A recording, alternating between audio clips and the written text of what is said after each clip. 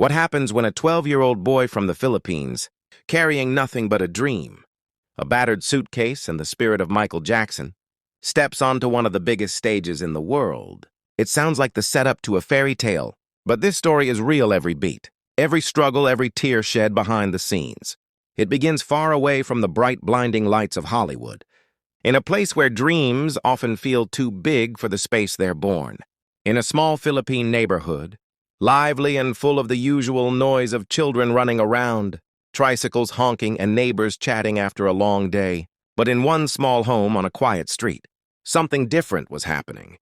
While most kids his age were glued to cartoons, mobile games, or running around under the afternoon sun, this young boy was doing something else entirely.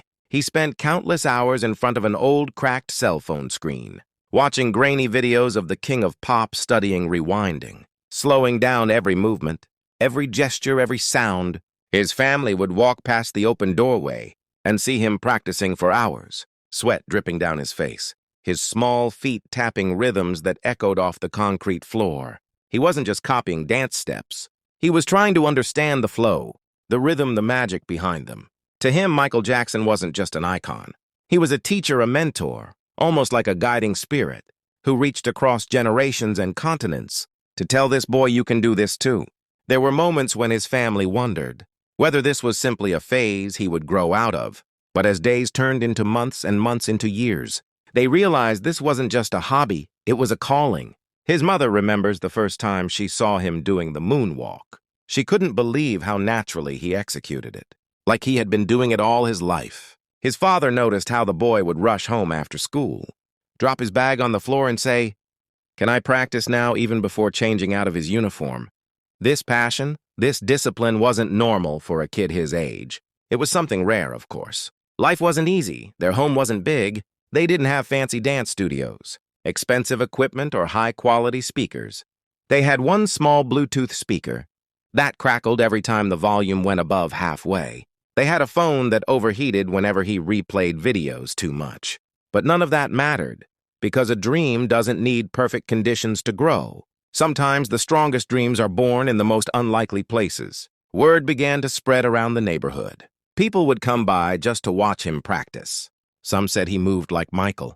Others said he even had the same spark in his eyes, the same hunger to perform. His parents knew they couldn't ignore his talent. They supported him as best they could.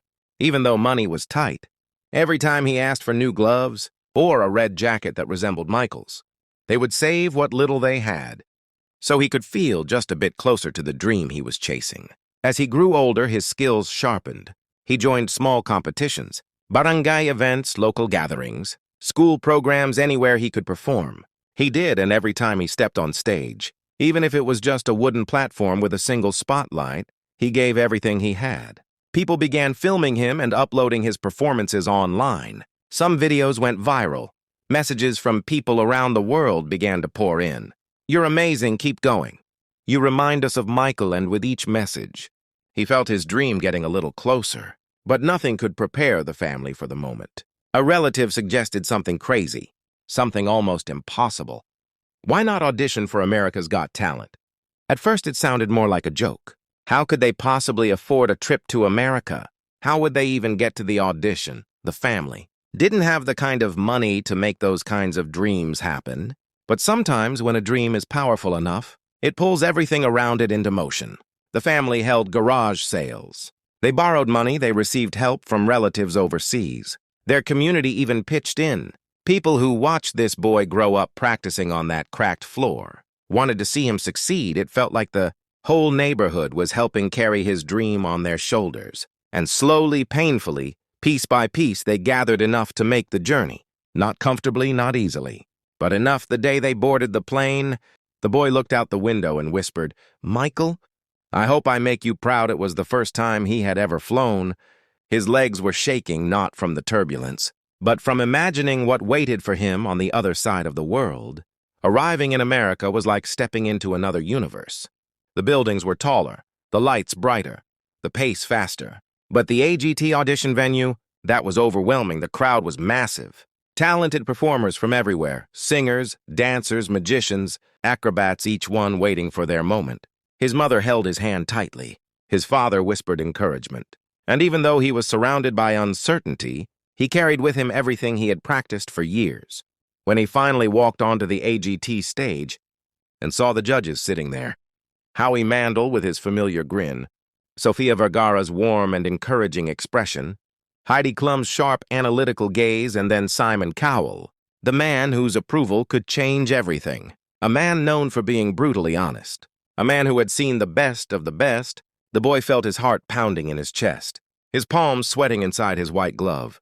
The red Michael Jackson jacket felt heavier than usual, as if carrying the weight of his entire community's hopes. Simon raised an eyebrow and asked him where he was from. From the Philippines, he answered with a shy smile. The audience cheered. People love an underdog, especially one with heart. Simon asked who his biggest inspiration was. The boy answered without hesitation, Michael Jackson. Simon leaned back slightly, and you could almost feel him thinking, all right, then, let's see what you've got. Then the music started and everything changed. The boy didn't just dance. He transformed the moment the first beat hit. He became Michael in spirit. His movements were sharp, smooth, beautifully controlled. His moonwalk glided effortlessly across the stage, as if gravity had decided to let him borrow its rules for a moment. His spins were tight and perfectly centered. His footwork was fast but not frantic. Every movement was executed with purpose. Passion and precision he wasn't mimicking. He was expressing. The audience erupted in applause. Almost instantly, people stood up, their eyes locked on him, as if they couldn't believe what they were seeing. Some wiped away tears. Some shouted encouragement. Even backstage crew members stopped to watch. Howie Mandel's jaw literally dropped. Sofia Vergara placed a hand over her heart. Emotional and mesmerized, Heidi leaned forward, smiling with admiration, clearly impressed by his skill. But most surprising of all, Simon Cowell, the man who rarely showed emotion, was leaning forward with his eyes wide, following every move, every spin, every slide. It was as if he had forgotten he was judging and had become part of the audience. There was a look in Simon's eyes, the look he gets when he knows he's witnessing something extraordinary. As the boy hit the final pose, his chest heaving, sweat dripping down his face. The audience exploded. The applause didn't just fill the room. It shook it. The boy looked overwhelmed. He covered his mouth almost in disbelief. His parents backstage were already crying. The applause went on for what felt like forever. Simon Cowell didn't speak at first.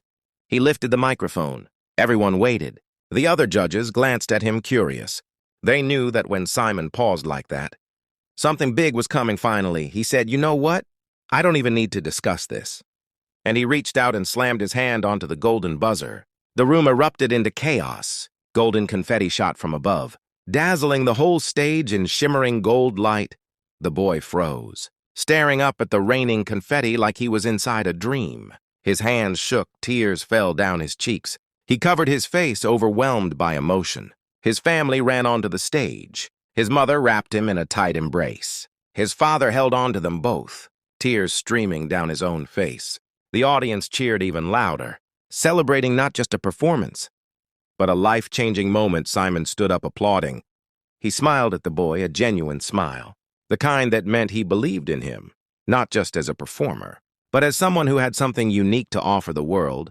That golden buzzer moment wasn't just about winning. It was about validation. It was about hope. It was about proving that talent doesn't care where you're born. Passion doesn't care how much money you have. Dreams don't care about borders. That moment said greatness can come from anywhere, even from a small home in the Philippines, where a little boy practiced the moonwalk on a concrete floor. After the audition, the boy's story spread like wildfire. People around the world were inspired. Young performers who felt like their dreams were too big suddenly believed again. Parents saw the power of believing in their children. And Michael Jackson fans everywhere said he would have been proud. This 12-year-old didn't just perform on the AGT stage. He reminded the world of something important.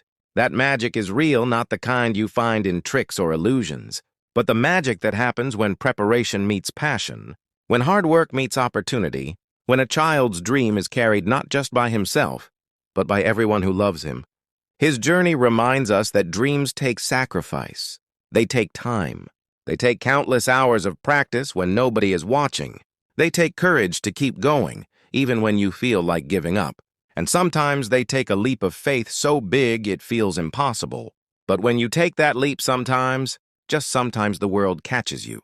This is the story of a boy who dared to believe he could walk a path once walked by a legend. A boy who turned a small living room into a training ground for greatness. A boy who proved that age is just a number, and passion is what truly defines you. And as the confetti fell that night, as he stood on that stage crying, tears he had held for years, one thing was clear: this was only the beginning. His story was far from over. His journey had just taken its most important step, and the world was watching.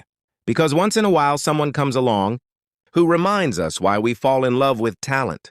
Shows in the first place, someone who doesn't just perform, they inspire, they lift us up. They make us believe again in that pure, powerful feeling that anything is possible. And for all the dreamers watching, all the kids practicing in their bedrooms, all the families believing in their talented children, even when life gets tough, this story is for you. A reminder that dreams are not limited by geography, age, or circumstance.